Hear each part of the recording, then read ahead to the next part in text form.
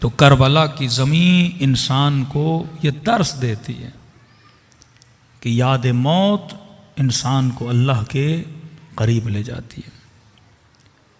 जितना इंसान खुदा के करीब होगा उतनी लज्जत ये आखिरत से मालामाल होगा। और आखिरत बनी ही इंसान के लिए। जन्नत हमने देखी नहीं है, लेकिन जन्नत की लज्जतों का जिक्र खुदा सूरह अर्रहमान में करता है। फरमाया अगर मौत के सख्तियों से बचना चाहते हो, हर नमाज के बाद चंद आयतें कुरान की पढ़ा कर। दूसरा मासूम फरमाते हैं बिल अखस माह रजब में अगर मौत की सख्तियों से बचना चाहते हो, चंद रोज़े माह रजब के रख लिया करो।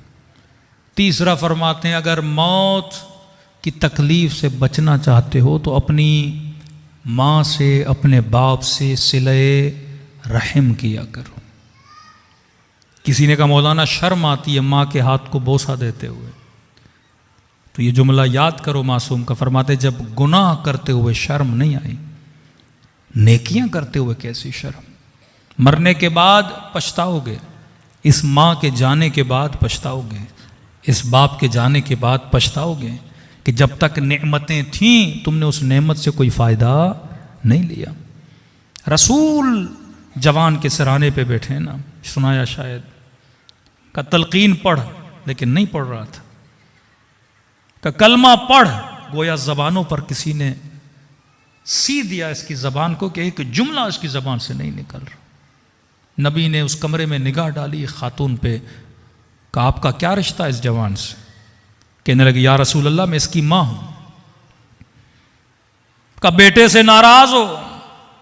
कहते या रसूल अल्लाह 3 साल गुजर गए ये मुझसे जफा करता रहा, राजी नहीं हूं मैं इससे।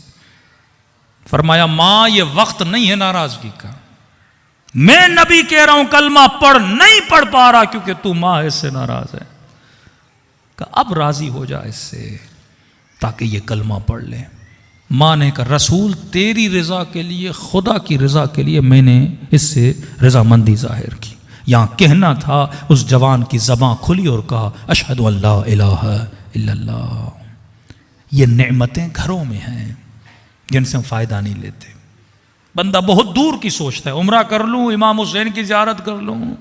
अरे ये ज़ियारतें तेरे घर में हैं, ये नेमतें तेरे घर में हैं, क्यों फ़ायदा नहीं लेता? इतनी दूर का क्यों सोचता है? ये तौफीक हासिल करेगा तो बड़ी तौफीक मिलेगी।